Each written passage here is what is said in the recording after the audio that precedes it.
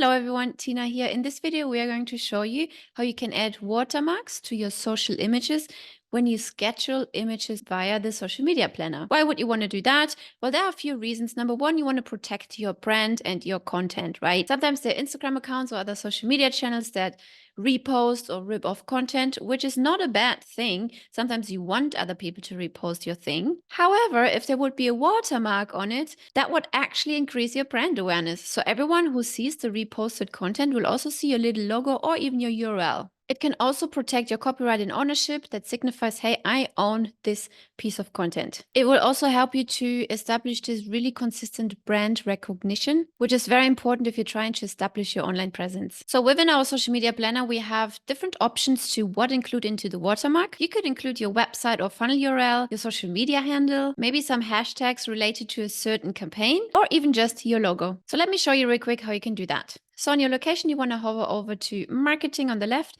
social media planner at the top, and then you want to click on the settings icon on the right here. Then you will see the watermark section over here, which is brand new. Click on it. And you can see the watermarks which we have already uploaded. At this moment, we support one particular watermark. So let me delete this real quick and show you how to create one.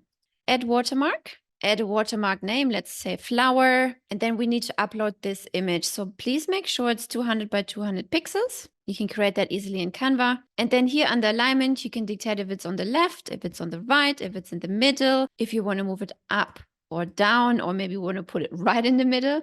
I like it just in the top left corner. That looks very nice. Then we can adjust the opacity and the scale. So let's start with opacity. It's at 50% right now, as you can see it. I think it's a little bit stronger and we can reduce it a little tiny bit. Yeah, I like that. Then the scale, that just means the size. So how big do you want this icon to be? I like it a bit smaller like this. And then you can turn on or off auto padding, which dictates how much space is between the logo and the side when the image ends.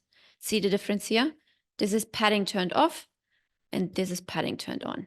Then hit create. And now you can see our watermark has been added right here. If you wanted to edit it later on, you can do so by clicking here and adjust it, move it to the right, like I just showed you, up or down. Okay. Then we want to head over to our social account and start posting. Create new post. Let's say we post on our Facebook page, and down here under advanced options, you can turn this on or off. So it doesn't have to be applied to all of the posts. If you want to post a few posts without a watermark, you just switch this toggle off. Please note the watermark will be applied for all the social media accounts and currently only works for images, not for videos just yet. I hope you found this video helpful and I will see you in the next one.